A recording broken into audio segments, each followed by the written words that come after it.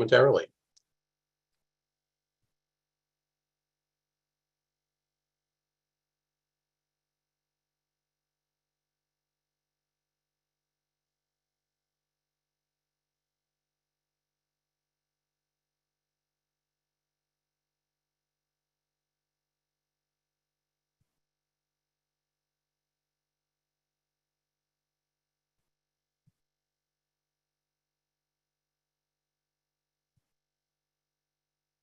Good morning and welcome to today's event. I am very excited to welcome our guest today, but before I do, I'd like to do a few updates on what we've been up to in the past week and what we have in the works for 2023. Last week, the WITA Academy held its first international capacity building program, hosting 34 African countries at a virtual intensive trade seminar ahead of the U.S.-Africa Leaders Summit and the AGOA Ministerial. In addition, the WITA Academy hosted our first Pathways to Opportunity program with students at the University of Nebraska to showcase career pathways in international trade and business.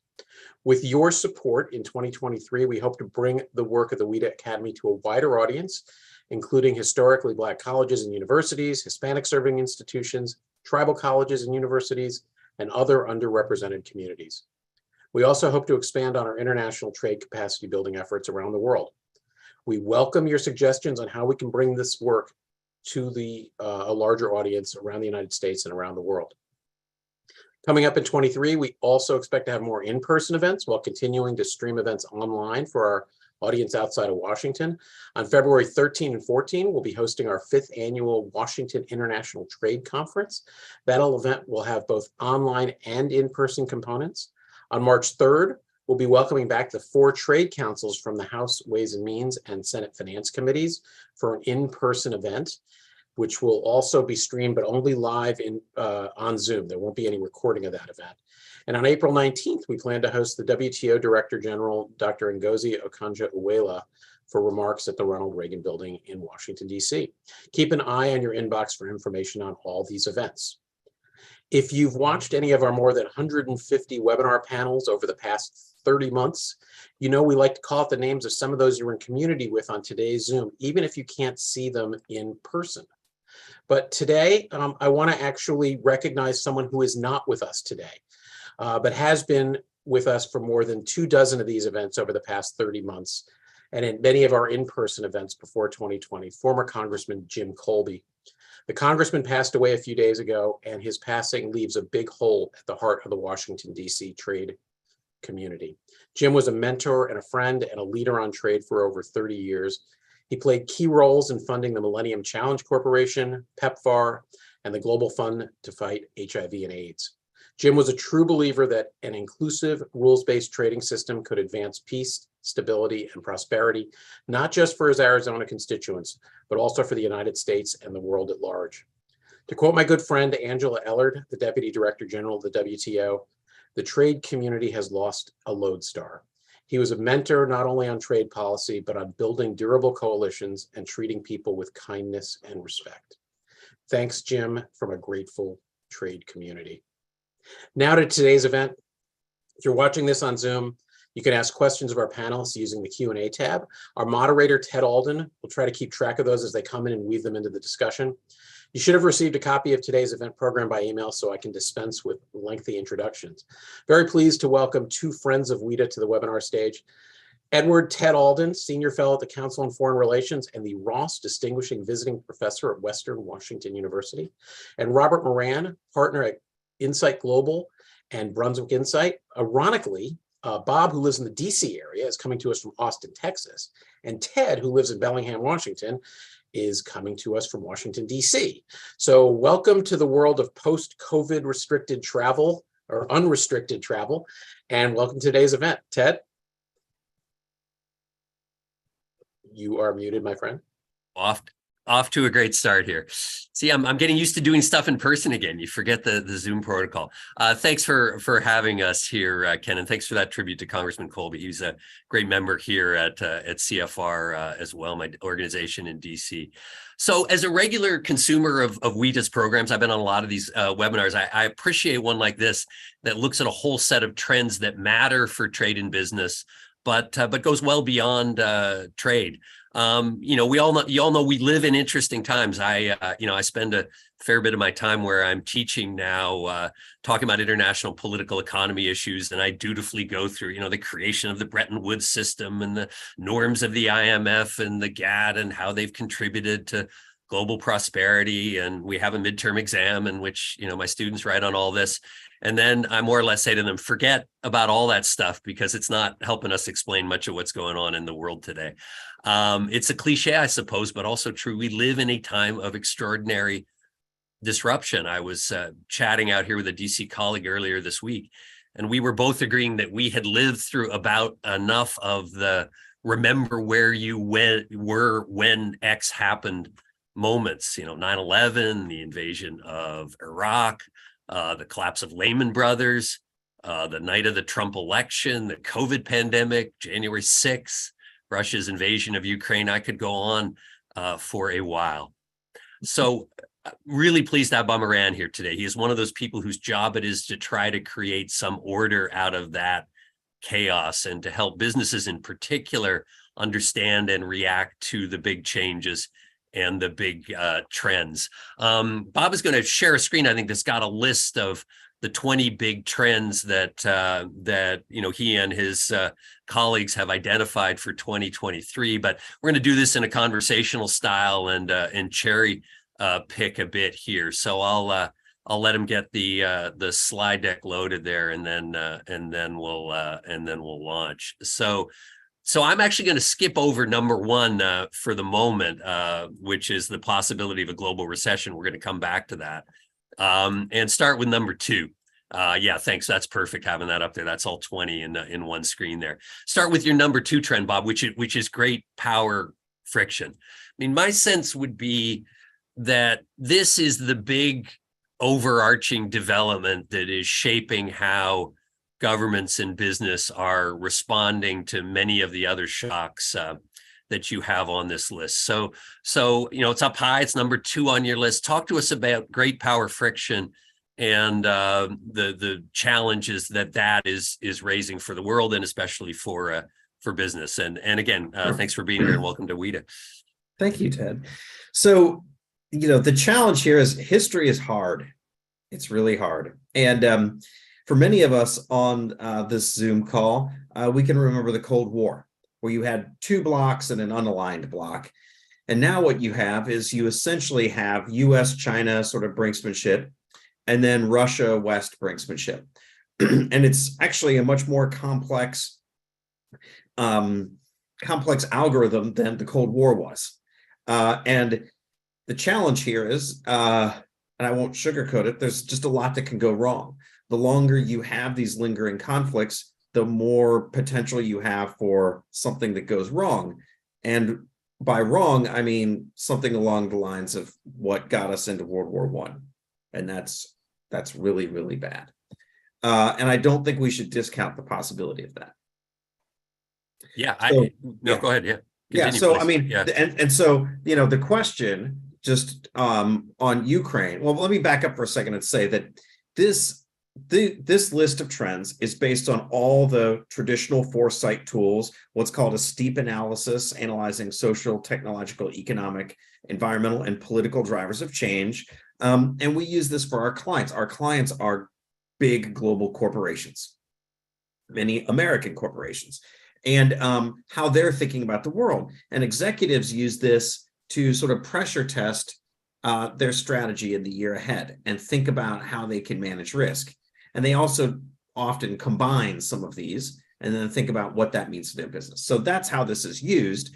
The great power friction is just a challenge for any corporations because almost every large American corporation invested heavily in China, had a big Pacific Rim strategy, and is now thinking about how that works in the world. And most American companies have gone through a big discussion post-Ukraine invasion about how or if they'll do business in Russia or when they might return or what that looks like, and Eastern Europe generally. And so the challenge here is just that American corp CEOs and CEOs all around the world, they're prepared after running a business division, typically, to focus on their suppliers, customers, shareholders, employees. That's their world. And all of these exogenous shocks just create a lot of complexity for them that they really haven't been prepared for either in school or life. And that's the world we're in. And we are experiencing what Peter Ho, who's a well-known futurist in Singapore, calls turbulence. And it's how we manage through turbulence. And I think that's what the audience is, why the audience is listening to this, and they're trying to think about managing through turbulence in their organizations, including things like the great power friction. Yeah, and I don't think, we can overestimate what a big change this is. I mean, I remember, right, 7 or 8 years ago here at CFR doing some research where I looked into, locational decisions by multinational companies, what was determining where they were setting up new facilities. And, there were a whole set of issues, wages, tax rates, infrastructure, educated workforce. I don't remember, great power politics or the possibility of the government coming and seizing assets in one way or another being much of an issue. It was if you go back 40, 50 years, but certainly wasn't until quite recently. There are a number of your other trends that you've got here that I think are quite closely linked to this and have to do with how governments and how corporations are responding to this increased risk environment. And actually, but before we launch into that, I just want to encourage anybody who's on the call here, feel free to put your questions in the Q&A. I'm going to be monitoring those and we'll work those into the discussion. But talk about some of those. There's several in here: geotech politics, supply chains, reshoring, mineral nationalism. How do you see some of the key reactions to this new world of great power friction, and what are the implications? Right. So we started seeing geotech politics years ago, where you started to see brinksmanship between different blocks, notably the US and China, over technology. You can think about Huawei and others, and whose standard is going to rule whatever country, and whose technology is going to be put in that country. We had a trend years ago, which people were like, what? Which was called the splinter net, which is that the internet splinters into all these little national nets that are run by whatever authoritarian regime is running your country. And the splinter net happened, and it goes to geotech politics, which is, if the new battle space is the internet, then you have to have control of that battle space. So geotech politics is all around which country sells which routers to what other countries' large businesses, in a nutshell. Who is providing the technology? In the long run, there's a very open question about whether these technologies will even be able to interface between the 2 power blocks or 3 power blocks, and whether they'll just be mutually exclusive. And then in that case, you have very different information environments. But let's talk about some others. That's a more technical or technological one. But number 20 shouldn't be discounted, which is mineral nationalism. How does your country and your industrial base secure the minerals it needs to make things? That is a very, very big deal. And it sounds mundane until it becomes a lot less mundane. So it's all of the different, it's lithium, it's copper, it's all of these. And how does your economy get access to those and make sure that access is not disrupted? What's fascinating here is the hand behind a lot of this is the nation state. And you're right. If you go back 10, 15, 20 years, certainly when I was coming of age and entering the workforce, the US had won the Cold War. Everybody assumed we're going to have this huge global market economy, and nation states are going to be kind of post-national. People could live and work and move around. That's not exactly what happened. The nation state came roaring back. And so you see, for example, food security and energy security. Nation states are scrambling to make sure that they can feed their population and secure that food source. It sounds crazy in America because we don't have that problem, but a lot of countries cannot feed themselves with their domestic production. And then there's, of course, energy security, which we've all seen firsthand, and is all about how you have redundancies in the system. And that goes back to resilience. The challenge here is that American business people in my age range, your age range, and Ken's age range, we were all focused on efficiency and then just in time, right? And how we could get goods to market in the most efficient way. And now it's shifting from sort of just in time to just in case. And I think it really started to shift when we entered into COVID about how do you keep things going in this turbulence. And so that's the underlying thing. And so every leader, whether they're running a company or a little town or a big country, they're all thinking about how they can go from just in time to just in case and make things a lot more resilient. Yeah, I mean, let me press on this one a little bit with the business leaders you talk to, because I would think they have a difficult calculation to make, right? If you take a worst case scenario, which is an increased fracturing of supply chains, competition for critical resources like lithium and cobalt, then maybe you end up with the decision, yes, I am willing to spend a lot more money to secure supply in that. You can take something like rare earth minerals, we're talking about developing them here in the United States, but there are going to be environmental rules that are going to make that a lot more expensive than buying processed rare earths from China. If you make the calculation correctly, yeah, we're going to keep seeing this fragmentation. That's probably a good call. But if geopolitical tensions ease and the global supply chains that have been set up turn out to be a little more resilient, then you've bought yourself a lot of extra cost in the effort to protect yourself. Right. Do you have any sense of how folks in the C-suite are when you talk to them, are trying to wrestle with this dilemma of not in a way erring on either side, being too optimistic about the geopolitical situation or being too pessimistic? Well, you hedge. And this is the interesting problem, which is that you have a generation of leaders that were taught how to run America's business elite is exceptionally good at what they do. And it gives us a huge edge. It gives the United States a huge edge.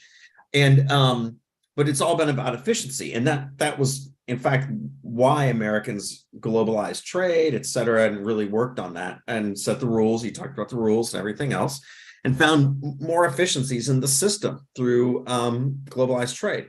And now the question is, how do you build some security into that? And it's tough because this has not been something that that leaders until now have really focused on as much in the post-Cold War era. I mean, I think you said worst case scenario. The worst case scenario is actual conflict, which would disrupt trade to some extent. Although, possibly massively, right? You look at, but world trade continues world trade continues even through wars. It just finds new ways, right? But it could be very highly disruptive. So that's a very big thing. And I just think it's an open question. You look at World War I and you say, okay, well, are any of these players actually stupid enough to do something that would harm them, that would boomerang on all of them? And you would say, well, no, of course not. Except that's exactly what happened in World War I, where all of the Western European imperial powers basically decided to do an illogical thing together. So, we can't discount that. And that's why I think there's a lot of concern about how you can kind of wind some of these conflicts down without other things happening that make it actually much worse. But there are all these other potentially interesting shocks in the system that business leaders are trying to figure out how to engineer around.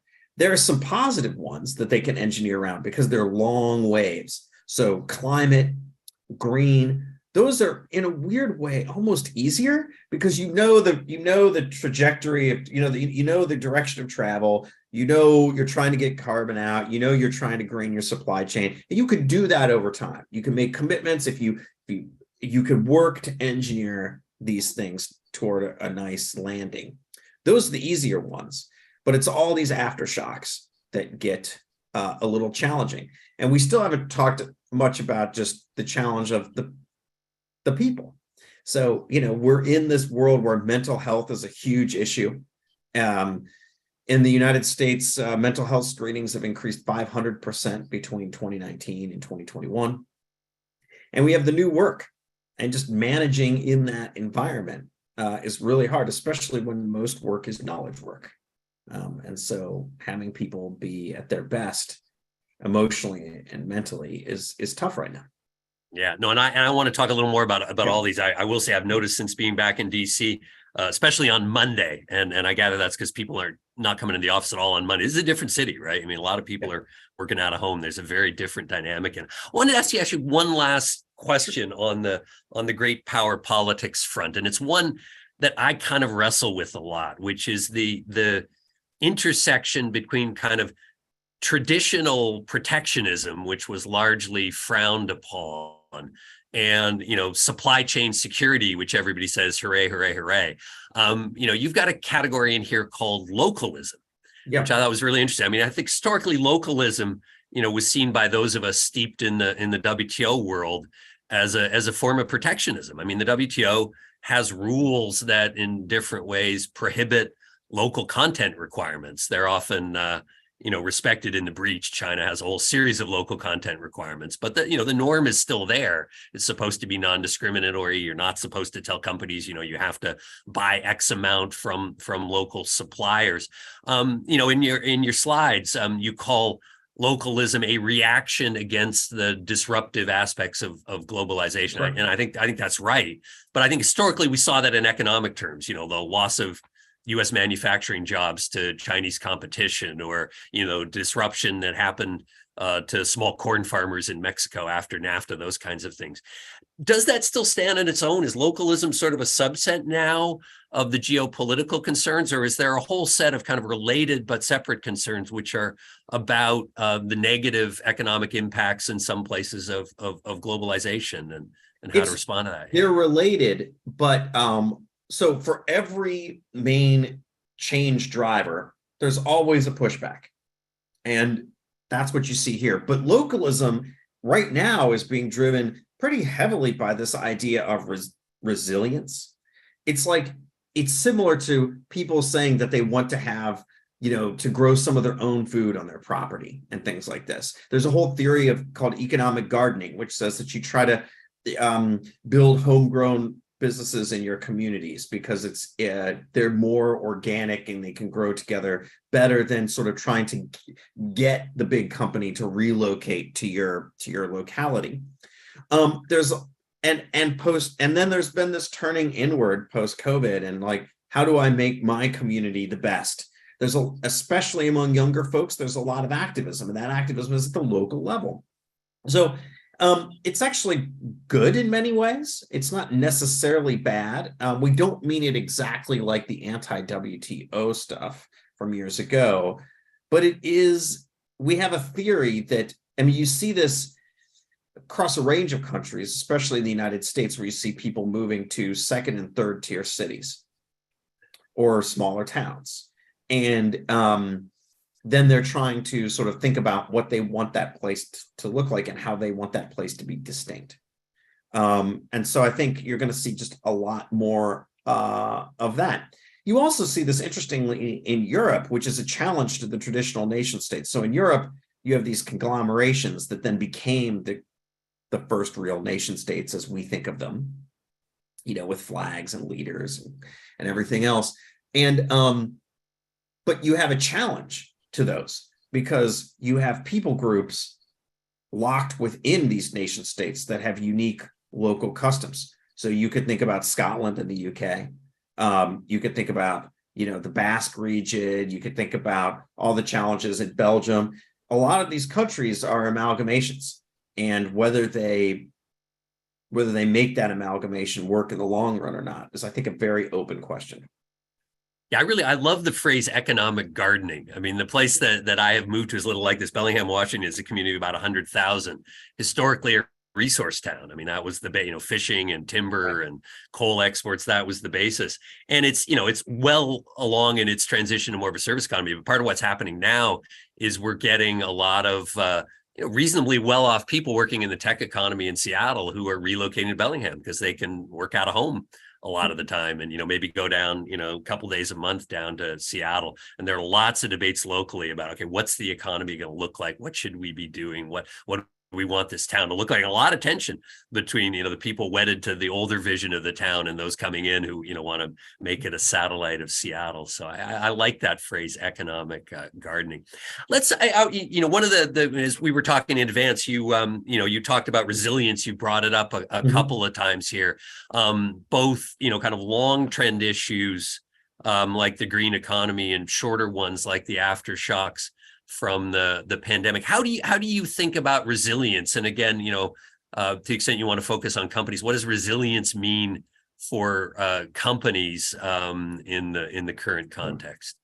Well, I think for the audience, it's really interesting, because if you ask people in a focus group, and I was moderating focus groups last night here in Austin, if you ask people in focus groups about this concept of resiliency, they won't use these terms, but they'll say, well, it depends on your unit of analysis. And what's happening is we're looking at how do you make individuals more resilient, and that gets a lot to mental health, but also to economics. You had people save a lot of money during COVID and then spend it down, and all these other things. So how do you make the individual more resilient?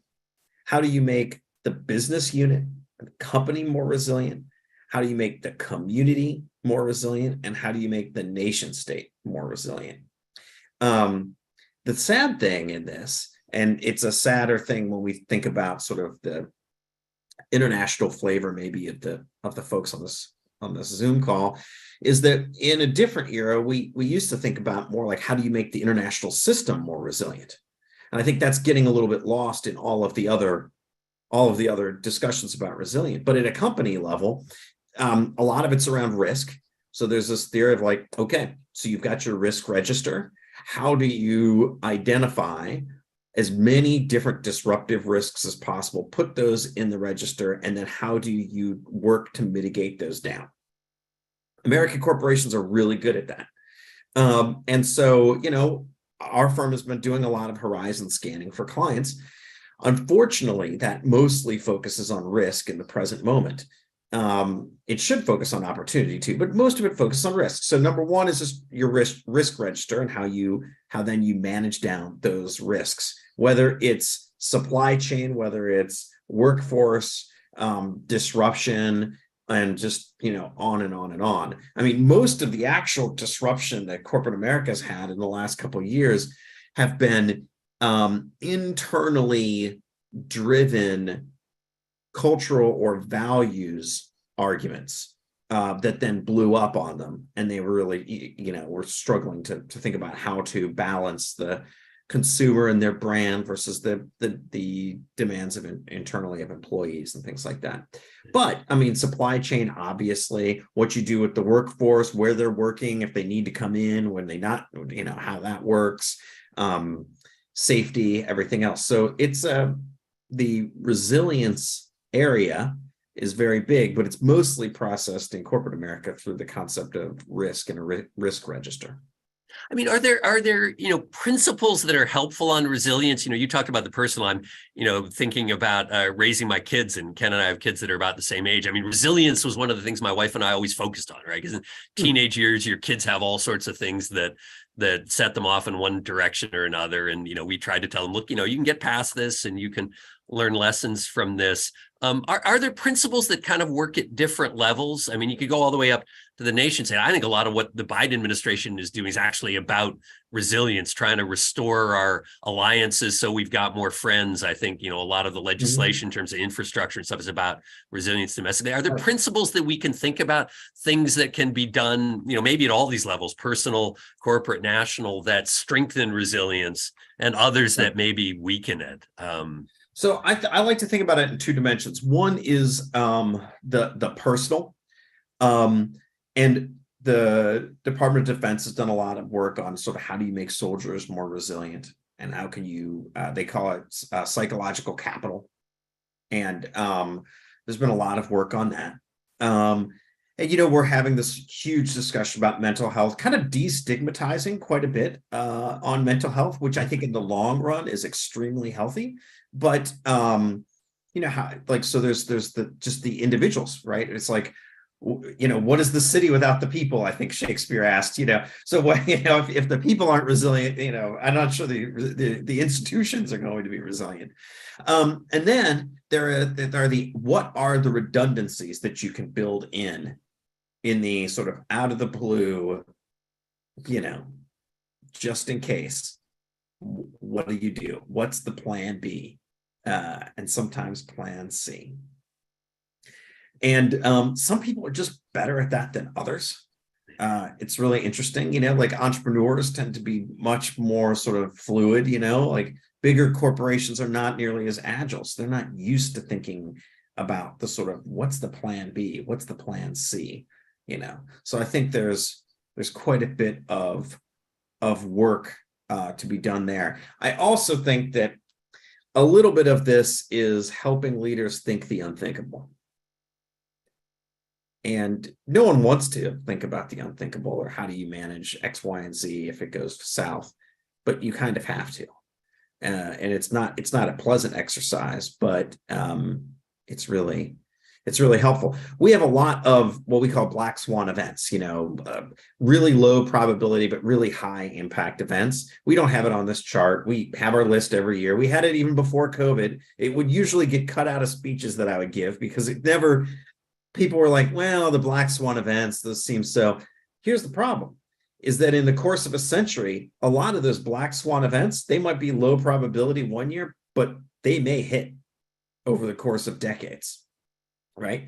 So there are all sorts of sort of odd ones that we may experience still. So you were talking about, our life where we can say, where was it I remember when the Cold War ended, when the Berlin Wall fell, right? That was the big one of my youth. Yeah. But, where was it when we had really bad space weather that knocked out a continent's worth of electrical power and communication?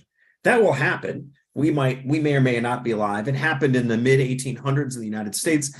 And telegraph lines, little telegraph operators, their systems sparked. And it's called a Carrington event. And there's nothing we can do about it. We could try to make things a little bit harder, but still, there you go. Another one would be the collapse of fisheries. We rely on the ocean for food globally. And if we overfish it, that's a big problem, right? So it's just things like that are, and not all of them are bad. Curing cancer will happen. And that's a benestrophe. It's the opposite of a catastrophe. But all those are black swan events. And we're not really talking about them here. And we could talk about this a little bit more because there's a whole question about what your theory of change is. And I think we've kind of been updating our theory of change since COVID, by the way. So yeah. No, but I mean, I think your point about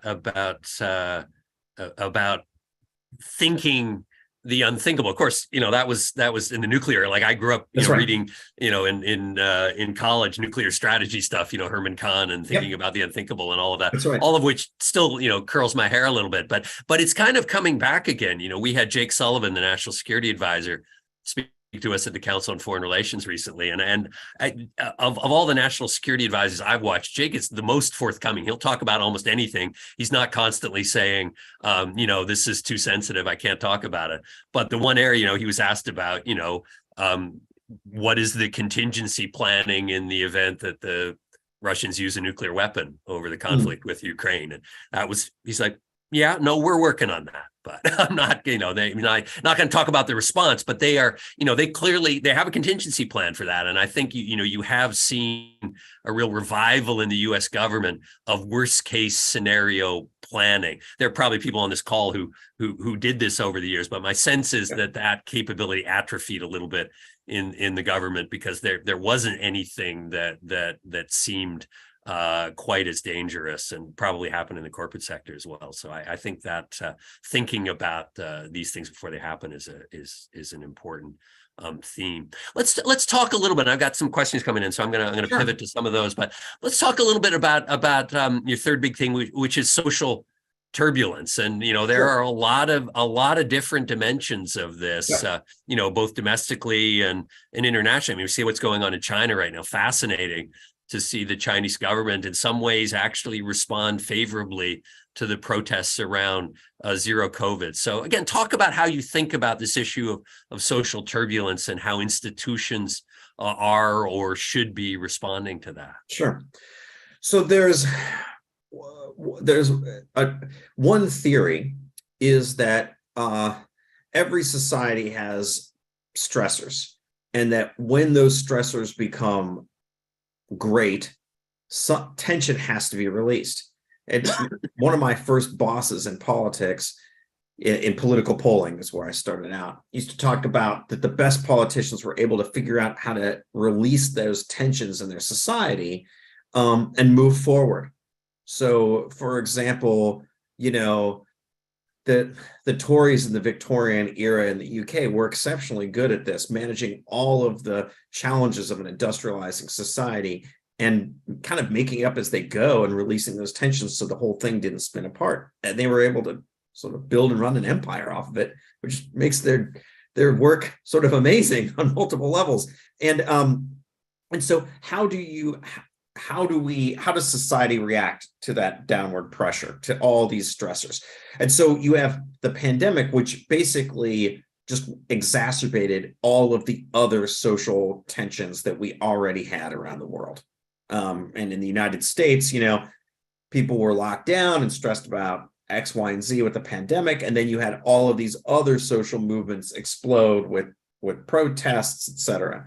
And we're still seeing that. We have a generational shift, generational change with Zoomers and younger millennials having sort of more activist views, especially when it comes to the environment, coming of age, and wanting to press their vision of the world and protesting. But I think, you also have just people who are disempowered across the world wanting more power.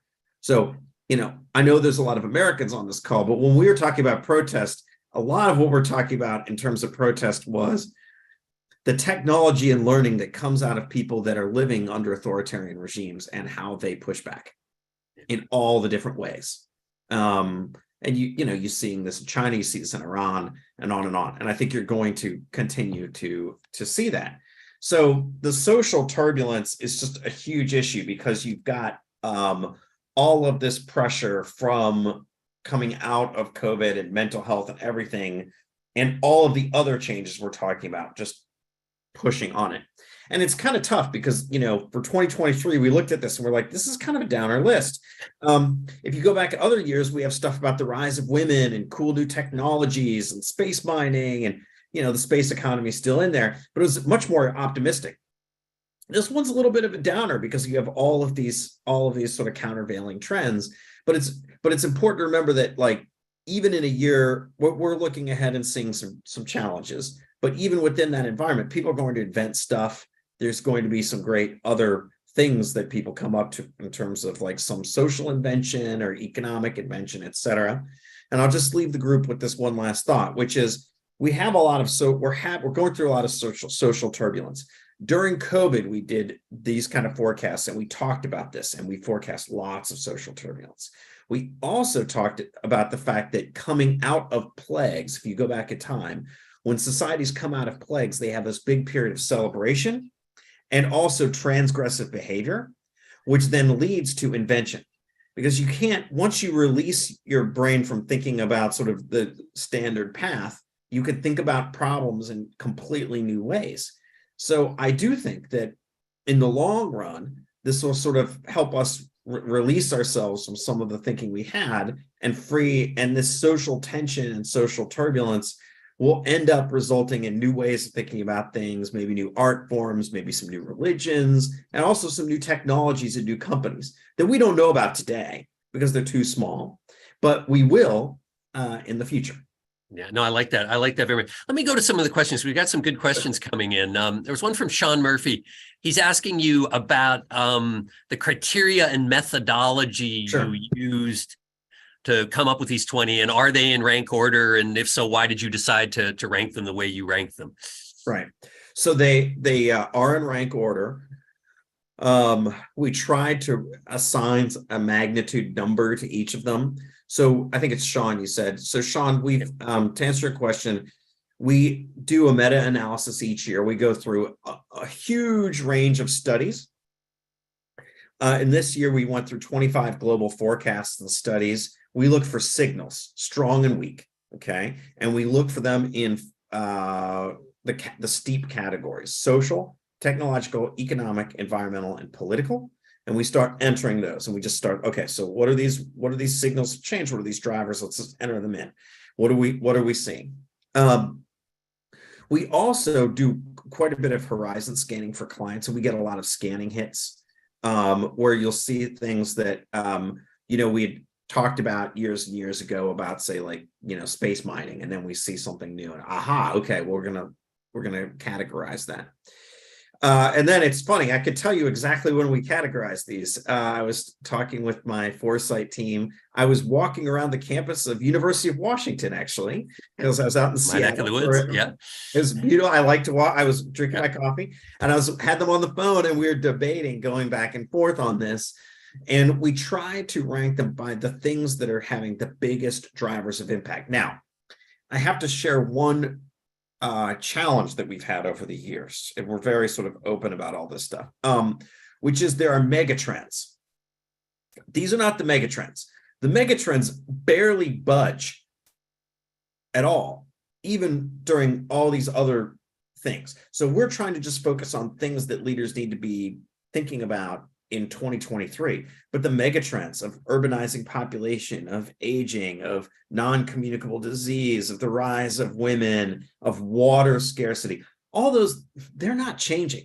Those are the long waves. They're going to drive and form parts of the future, almost no matter what, unless something cataclysmic happens, right? But what we were trying to do is focus on what are the things that we think are really going to hit in this year.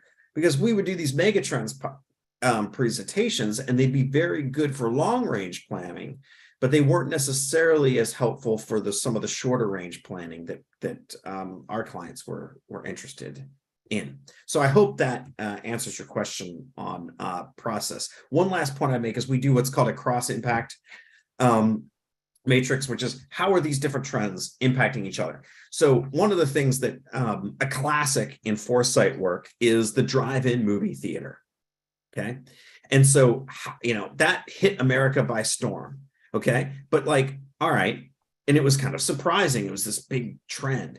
Well, okay. But if you sat there in the late 40s, at the end of World War II, and you knew the following, you knew that there are going to be a lot of kids in a couple of years. You knew that Americans love cars. They love driving around. They love cars. You knew that they love movies. You knew that America's about freedom, and you knew that we're going to invest in the highway system. You could pretty quickly think, okay, there's going to be some kind of a way to watch movies in your car and have freedom, and that kids will run around and do all sorts of crazy stuff because they're younger. And of course, that's exactly what happened. And in fact, you don't really even get the 60s and the sexual revolution unless you get this other space, which is the drive-in movie theater. So it's fascinating. And futurists love to, foresight folks love to talk about it, because that shows the impact of the cross impact of all these trends and how they strengthen or mitigate each other. And so we do a lot of that discussion, which you don't really see here, but in the interest of time, but that's very important.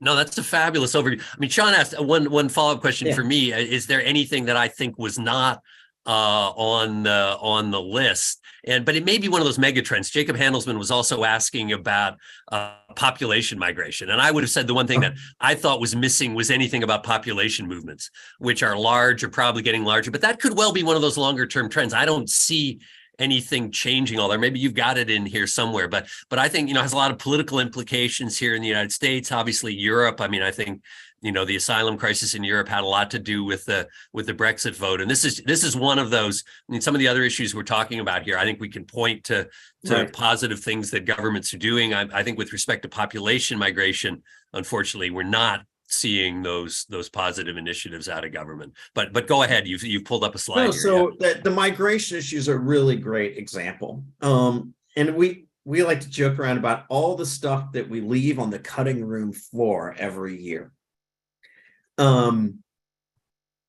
There's a lot, and some of them are just interesting scanning hits we're getting about, like, this is going to sound funny, but I've given a presentation on new forms of crime, new forms of economic crime, which are interesting, but they never quite rise to the level of like your top 20.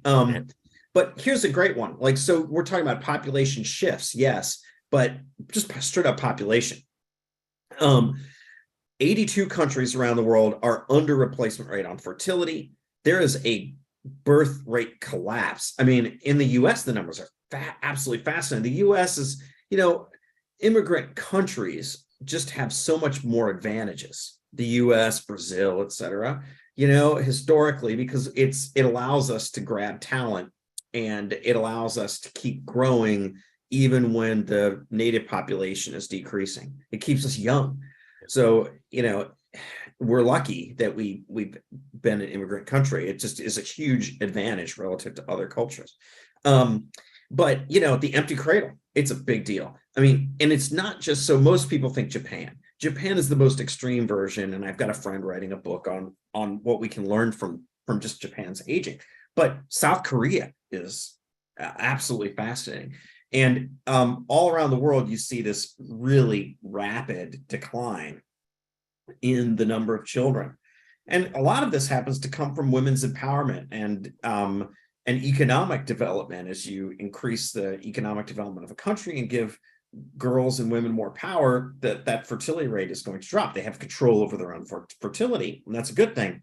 The challenge is going to be what this does economically and then socially. How do you run a society when it has just a lot of older people who may or may not be generating as much productive work as they have in the past? This is it's going to be the big question one of the big questions this century, plus values. But yeah.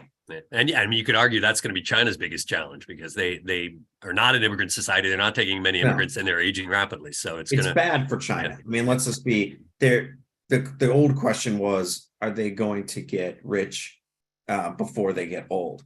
And the answer is, I think no, that's not going to happen. There's something demographers call the demographic window, where you have a smaller number of kids and a smaller number of old people. You got a lot of people working their prime, and you could kind of usually chart the growth rate of a country and its acceleration. And a lot of countries have already left their demographic window, so it's just harder to get that growth out. I think that's one of China's many problems. Yeah, definitely. Got a nice question here from Adam Barbino, which was another thing I thought about on this list. I'm not sure it's in absence, but I'd be interested in your sense of it. You talk a lot about great powers. You've got East Asian economic turbulence there, but I was asking, what is your view on swing states? Such as India or Saudi Arabia, or, the G20 was in Indonesia recently. I think Indonesia is an interesting player. Brazil, you mentioned, we can come up with a bunch of others. How do you see companies? Actually, I'm going to modify this a little bit. I mean, first, what is the, what are the implications of all these in between countries that are not, sort of on one side or another in the great power conflict? How should we look at these? Sure. And what does that mean for companies who are trying to balance their political risk? Do they want to, say, move away from China to these, non-aligned is maybe not the right word here, but to these swing state countries? How do you think about these in-between countries, if we want to call them that? So it's interesting, because during the Cold War, there's the non-aligned movement. You had India, a number of African countries talked about this, and they sort of wanted to opt out of the duality of the Cold War. And I guess it was in a different decade that we used to talk about the BRICS, and then after we talked about the BRICS, we talked about the N11, the next 11, and it's fascinating. I mean, I do research for a living, and the number of countries that we survey in the N11, the number of times we do research in those countries keeps increasing. And it's a multipolar world, right? It is not just a bipolar sort of world, a Cold War. It's a lot more complicated than that. You see this for example, with Saudi politics now and geopolitics now, just as one little example. And so what's interesting is that the demography of some of these countries is favorable, depends in the N11, but they're also trying to sort out their own sort of resiliency strategy, hedge against maybe or with some of their historic sort of supporter states or allies, and figure out what their place is going to be in that global economy. And it's interesting because you can see a lot of strategy playing out in those countries. I think most specifically, I keep coming back to India and Saudi Arabia, but yeah. And so that's in itself a really interesting one. They'll probably benefit from supply chain moves on supply chain resiliency over time. Where people just want more redundancy. And then, it's important to look at the regional matrix they operate in, right? You can't really understand Saudi Arabia's moves unless you think about the region they operate in and what they're trying to do with their liberalizing their economy and what that does relative to the other players. And it's how that's sort of disrupting their traditional strategies. I'm thinking about the UAE here, for example. So yeah, it's absolutely fascinating to look at. You will not be surprised. There are a bunch of good trade questions here because this is an audience that's pretty sophisticated on trade. I'll try to group them in different ways, but maybe start with one from John Weeks, who's forgotten more about trade than I ever know. But he talks about, for big companies, rules create important predictability that impacts the viability of different business models. We're moving into this more unpredictable world. How's business going to navigate this? I mean, in the past, what business would often do is go to governments and say, we want more trade agreements. We want more predictability. Go out and negotiate market access. Go out and negotiate rules that'll help us do business around the world.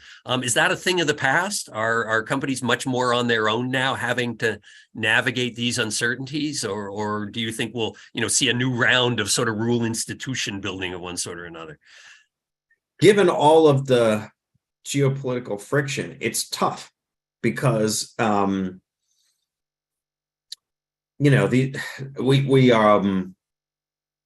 could see this a little bit what happened with Russia and how in a way American companies jumped and moved faster than the US government in pulling things out of Russia and severing ties. And that's really interesting. It's going to be, I think it'll be more, it's in a different era, it was much easier to be a multinational and appeal and build your brand in country after country and be this nice big global brand. It's harder now because some of these challenges are almost mutually exclusive. And so, you can, if you were founded in the US, but you're doing business in China and you have a big brand in China, but the Chinese consumer is moving a little bit against American brands, you're in a tough place. And so it's just the calculation is much harder today than it has been, at least that I can remember in my working life. And I think that's tough. In terms of the rules of the road, we'll see. I do think, you see a lot of effort being put into on the climate, carbon, sustainability side. That provides a predictable framework for business to think about what they're doing. So that is, I think, good. One of the more interesting things is how nation states might use sustainability and climate standards and green standards as a way to enforce their geopolitical bloc against their opponents. So there's a question here that leads right into that. It may have to we're getting pretty close to our last one here, but from Daniel Falcone, asking about countries wanting to impose trade restrictions on products that have high carbon emissions. We're seeing this in Europe right now. It looks like there's going to be cooperation between Europe and the United States on this. I'm going to ask a slightly broader version of that because you mentioned values earlier in this conversation, and I do think, again, one of the features of the old GATT WTO system was we didn't ask many of these questions. Child labor was forbidden, but there weren't that many categories. And we said, we won't trade with a country because they're doing things that are against our values. I think we're hearing more of that, right? That there are more questions about who do we want to be doing business with at the international level, as well as at the domestic level. How do you look at some of that stuff at the values elements? So much of it begins with the consumer. So if you're end consumer, B2C or B2B, really, I mean, are people. And so we're seeing this interesting tension between wanting sort of the wheels of commerce to roll forward, but also people wanting their values to be represented in that system. And you see this with companies trying to take stances or not, and how they sort that out. And it's really hard right now. But values, so this is an interesting thing for our audience.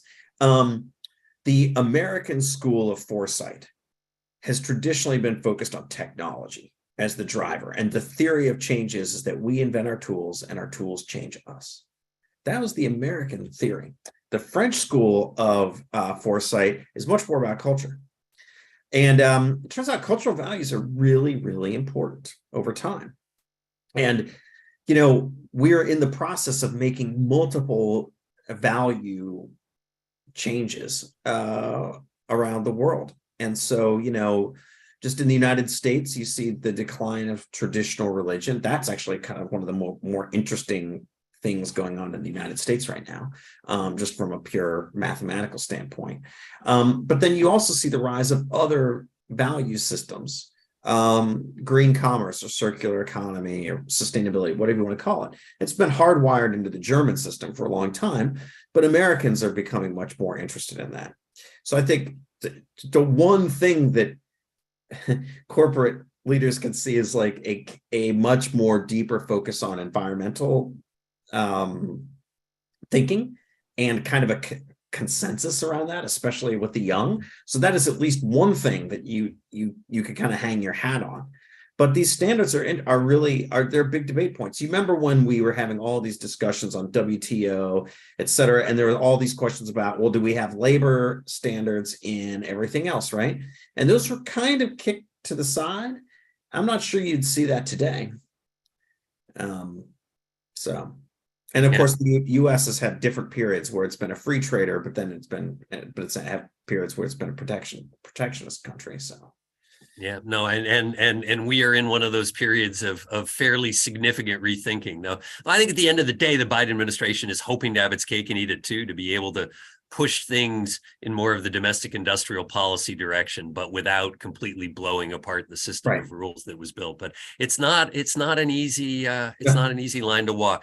We have about 2 minutes left, and I promised to throw it back to Ken with a couple of minutes. Bob, I just want to thank you. This has been a broad-ranging, really interesting discussion. It's been a lot of fun. So thank you. So Ken, back to you. Thanks, Ted, Bob. Really interesting conversation. There's so many topics that we can get to. I tell people when we do these sessions, you folks who are watching don't know that we have this conversation, but when I talk to our panelists, I say, what I want you to do when you think about this is the two of you or the four of you, however many panels we have, are sitting in the bar at the Hay Adams, and you're having a conversation, and we're all sitting at the next table kind of listening in. And that's the vibe we're going for with these conversations. And I feel like this particular conversation could have gone on for another couple hours, certainly a few more drinks, maybe several more as we get into some of these topics. Well, we'll have to try that sometime, Ken. Do this over drinks.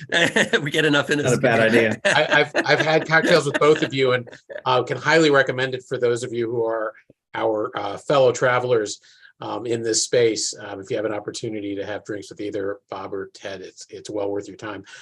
So thank you, gents. Really appreciate your joining us from Austin and from DC. Really great conversation. Really appreciate it. Robert, would you be able to share your deck with on our website? Yes. Great. A couple people asked about that. We'll post that on our site with the event recap and a copy of the video from today. So thanks very much, gentlemen. Safe travels, Robert. Safe travels, Ted, because you're going back. Thank you. You'll be going back to Bellingham as well. Thanks, everybody. Take care of yourself, and